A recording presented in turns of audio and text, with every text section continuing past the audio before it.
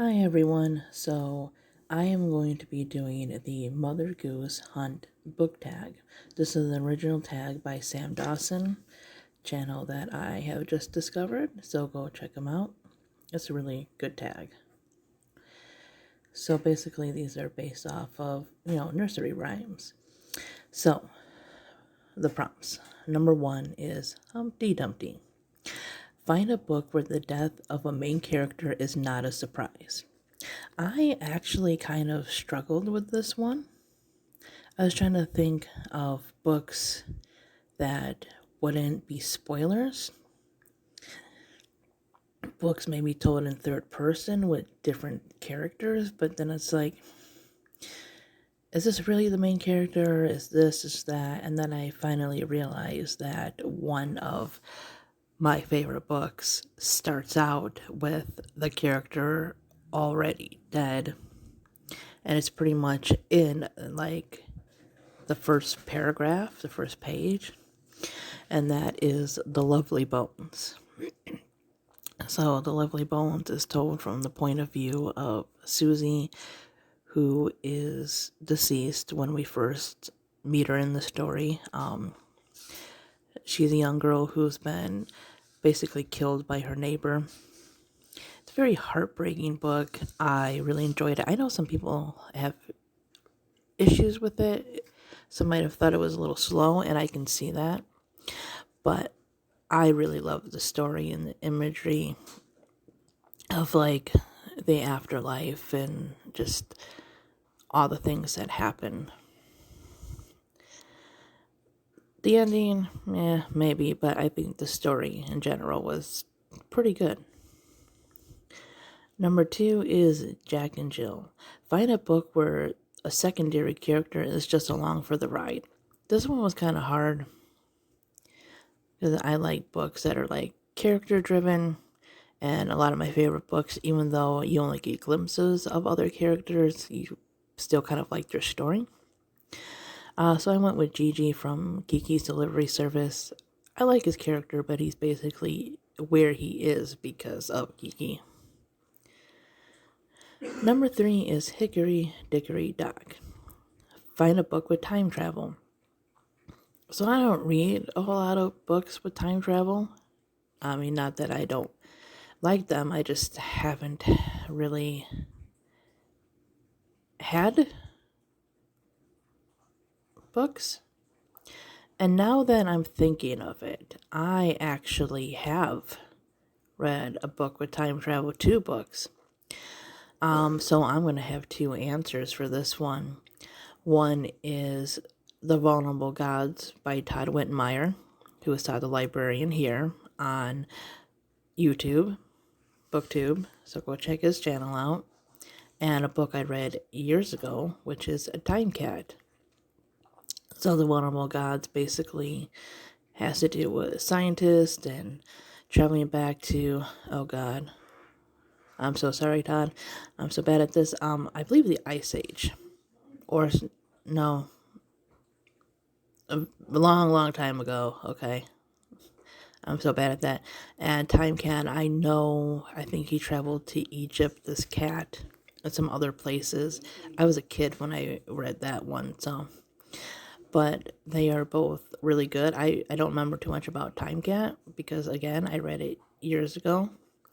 But, The Vulnerable Gods was a read a couple years ago, and I really liked the characters and everything in it, and yeah, it was really good. Number 4 is Row, Row, Row Your Boat. Find a book with a nautical theme.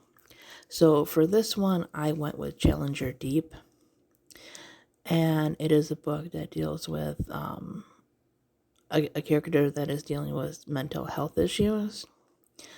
We both see reality, which is him and his family and in school, and then in this imaginative world that he's basically created, where he is on this ship going to Challenger Deep. It's really good. I highly recommend it. It's both thoughtful and imaginative. Number 5 is There Was a Crooked Man. Find a book with a misunderstood character. So that's number 5. And for that, I'm going with Stargirl. Stargirl she's just herself. She's happy, she's creative, she's different, and people just think she's fake, trying too hard, but she really just wants to be herself. She really just wants to dress creatively, cheer for everyone, just be positive.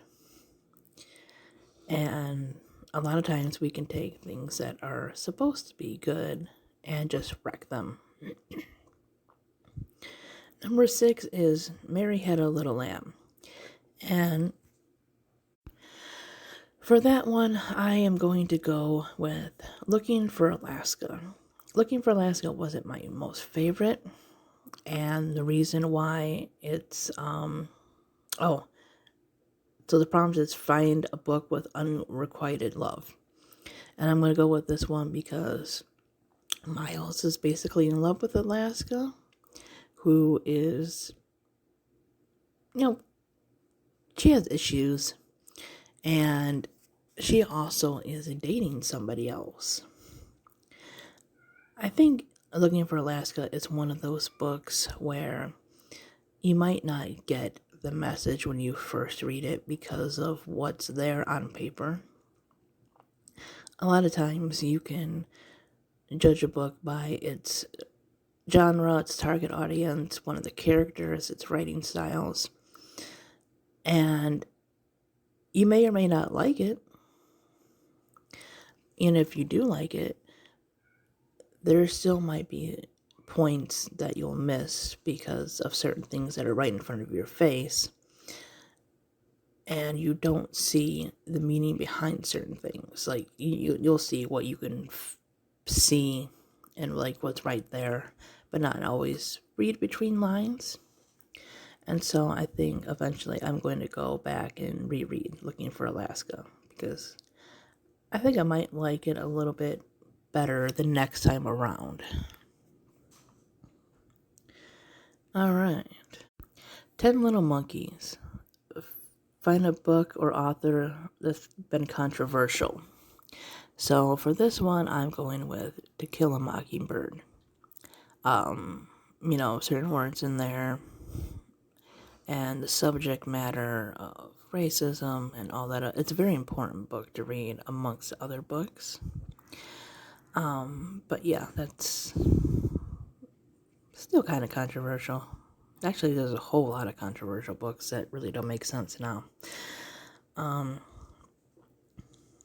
So number 8 is Polly Put the Kettle On, and find a book with outdated gender stereotypes. So for this one, it's not so much stereotypes as roles, and I'm going to go with Gathering Blue, which is a companion to The Giver. So in Gathering Blue, basically, they live a very old-fashioned kind of dark ages kind of life almost, in a way. They kind of cast out sick and deformed children, and women aren't allowed to read, and they do stuff like hunt and weave and all that other stuff. So it's that kind of stuff. I wasn't too crazy about it when I first read it, but I read it again and I really liked it. It's a story that can stand on its own, but it's an interesting contrast compared to what The Giver was. Number 9 is Twinkle Twinkle ABCs. Find 2 books with near identical plot lines. And for this, I'm going to go with 2 books that I think have a lot more than what people just compare them for. And that would be Battle Royale and The Hunger Games.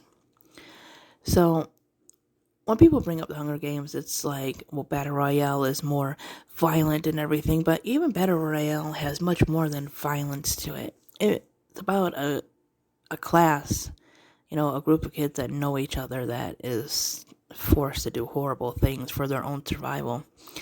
And you know, a lot of the characters kind of have these backstories, and you get to know them a little bit, and it's much more than just kill, kill, kill. It's, the thoughts of what these kids are going through and everything. So yeah, it's much more than that. And I kind of hate the idea that while it does have a lot of similarities in some ways, that the Hunger Games is just another battle royale, because I feel in Hunger Games there's much more than the games in those books. They're very political in a lot of ways. It very much is a book about poverty and classism and prejudice for both sides. It is about a girl that has to survive day-to-day life way before the games even come into play in her life. Dealing with a depressed mother and playing both parents to keep your sister alive, and then you have this tyrannical government and everything. And there's just so much to say in that book that it's more than just a book about a fight to the death. It really makes you think, and yeah, both of them are just way more than what people give them credit for. But basically, they do have the basic similar plotline. And I believe number 10 is Old Mother Hubbard. Find a book with an amusing grandmother figure, and for that I went with This Side of Paradise. I think his name is Stephen Lane or something like that. And I just really liked the grandmother in this book. She was very sarcastic, very humorous, and yeah, I really, really enjoyed her character. But again, it's a book that I haven't read for a long time. Alright, so first off, I am tagging everyone that's watching this, but I would definitely love to see the legendary reader, Argyle Dinosaur, Mindy's Book Journey, Yankee Southerner, and Todd the Librarian do this one. So, hope to see your videos, guys. Thanks for watching. Bye-bye.